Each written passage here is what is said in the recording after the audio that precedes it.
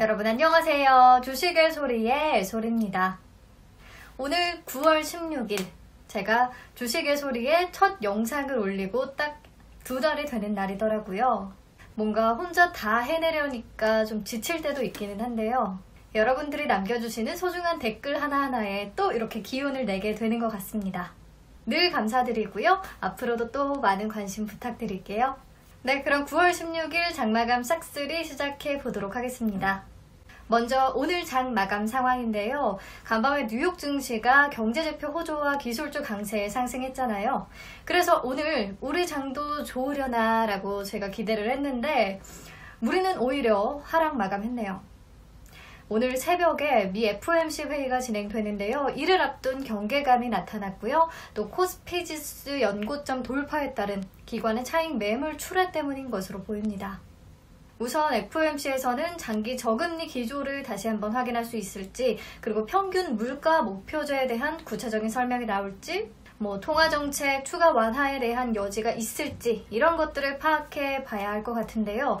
기대가 크면 또 실망도 큰 법이기 때문에 별다른 조치가 나오지 않는다면 시장의 실망으로 이어질 수도 있겠습니다.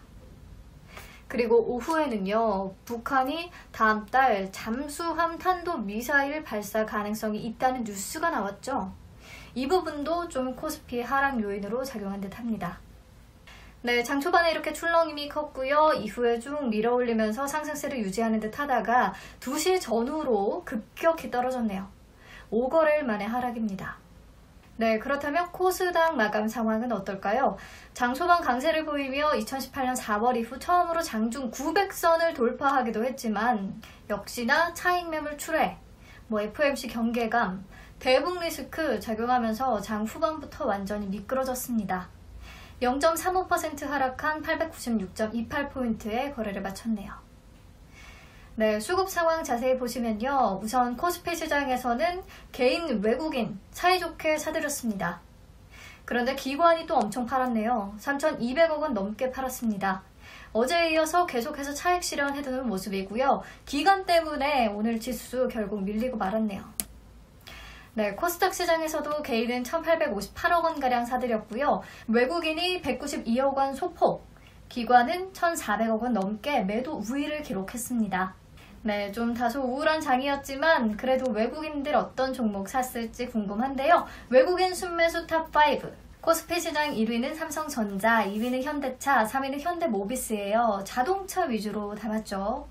LG화학은 배터리 부문에 물적 분할이 임박했다. 17일 긴급 이사회를 소집해 승인할 예정이다. 라는 소식이 뜨면서 급락세를 보였는데요. 관련해서 자세한 내용은 애소리의 주식수다 내용 참고해 주시면 감사하겠습니다. 네, 설명드렸다시피 물적 분할을 하게 되면 신설되는 배터리 사업부를 LG화학이 100% 지배하게 되거든요. 크게 악재로 작용할 부분은 없다고 생각을 합니다. 물론 LG화학이라는 주식을 배터리만 보고 샀다라고 하시는 분들은 이제 따로 떨어져 나가니까 LG화학은 볼 게 없잖아요 라고 하실 수도 있겠죠. 저는 좀 이런 실망감이 다 해소되고 나면 다시 한번 사보려고 합니다. 카카오 게임즈를 가진 카카오가 상승세를 보였듯이 마찬가지라고 생각해 볼 수 있을 것 같아요. 네, 아무튼 외국인도 오늘 LG화학을 사들였네요. 자, 넘어가서 코스닥 1위는 시젠, 2위는 스튜디오 드래곤, 3위는 CJ ENM, 4위는 첨보, 5위는 셀리버입니다. 시젠은 올해 매출액 1조 원 돌파 기대감에 매수세가 몰렸어요. 2분기 대비해서 3분기 매출액이 더 늘어났다고 하네요. 자, 하나금융투자는 목표 주가를 35만원까지 상향한 상황입니다. 네, 그리고 CJ ENM 며칠째 순위에 들고 있어요. 그래서 오늘 보니까 야금야금 오르다가 오늘 7%대 급등세를 보였더라고요.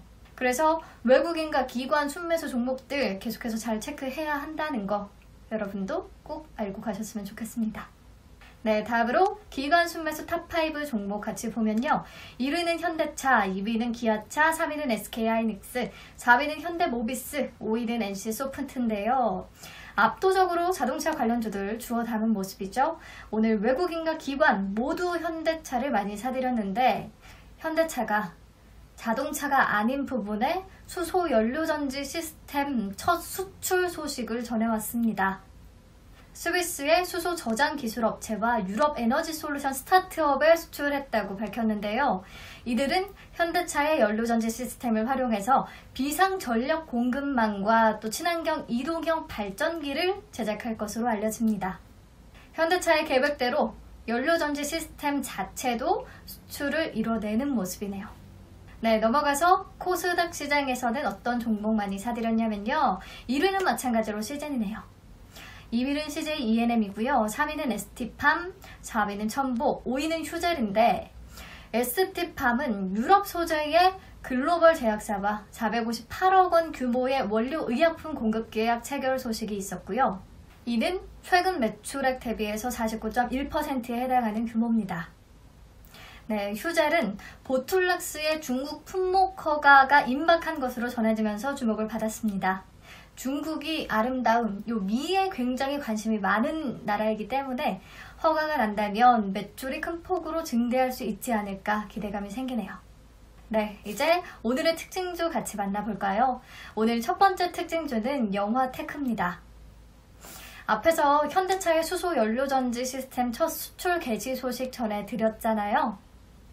이를 발판 삼아서 글로벌 전역으로 수소 사업의 영역을 넓혀나갈 계획이 전해지면서 수소차 테마가 오늘도 강세를 보였습니다. 영화테크, 뉴인텍, 코오롱머티리얼, 뉴로스 다 같이 올랐는데요. 뉴인텍은 어제 제가 얘기를 했던 종목이죠. 아무튼 영화테크는 제너럴모터스와 1289억 원 규모의 정션박스 공급 계약을 체결한 점이 부각되며 상한가까지 급등했습니다. 정션박스는 여러 개의 회로를 상호 접속하기 위해 한 곳에 모아놓은 상자를 말합니다. 자, 두 번째 특징주는 물류수입니다. 코로나19로 언택트 문화가 자리 잡으면서 최근 택배 물동량이 크게 늘어나고 있는데요. 30일 추석 연휴를 앞두고 또 명절 선물 배송도 증가하면서 관련주들의 이익 개선 기대감이 커지고 있습니다. 이에 CJ 대한통운을 중심으로 인터지스, 그리고 한익스프레스, 현대글로비스 등 물류주들 동반 강세를 보였습니다. 네, 세 번째 특징주는 KPM테크와 텔콘 RF 제약인데요. 외신에 따르면 미국 신약 개발 회사인 휴머니젠이 나스닥으로부터 상장을 승인받았다는 소식이 전해집니다. 휴머니젠은 현재 코로나19 치료제를 개발하고 있고요. 미국 임상 3상이 진행 중인 것으로 알려졌습니다. 이에 휴머니젠 지분을 보유 중인 KPM테크와 텔콘 RF 제약 오늘 시장에서 부각된 모습입니다. 네, 마지막 특징주는 대성파인텍과 TBC인데요. 자, 친환경 보일러 인증제를 앞두고 수혜 기대감에 급등했습니다. 10월부터는요, 소비자가 보일러를 신규 또는 교체 설치할 때 반드시 정부로부터 1종이나 2종 인증을 받은 친환경 제품으로 설치해야 합니다. 이 같은 소식에 태양열을 이용한 온수기 및 심야 전기 보일러를 생산하는 대성파인텍과 귀뚜라미 홀딩스를 최대 주주로 두고 있는 TBC가 시장에서 부각됐습니다. 대성파인텍은 오늘 상한가 기록했네요. 네, 다음으로 거래량 급증 종목 빨리 같이 보겠습니다. 2위 덴티스는요, 투명 교정 셋업 전문 소프트웨어가 미 FDA의 최종 승인을 받은 것으로 전해지고요. 대성파인텍은 앞에서 이미 설명을 드렸고, 8위의 한창재지는 최근 신풍재지의 제조 설비를 인수하기로 결정했다는 소식에 강세를 보였습니다. 다른 종목들 참고해서 한번 더 보시고요. 시간의 단일가 특징 종목들은 화면으로 확인해 주시기 바랍니다. 바로 이 종목들이 다음날 상승할 확률이 높기 때문에 어떤 이슈가 있는지도 잘 챙겨가세요. 오늘도 장마감싹쓸이 시청해 주셔서 감사하고요. 저와 함께 하루 잘 마무리하셨기를 바랍니다. 내일 다시 만나요.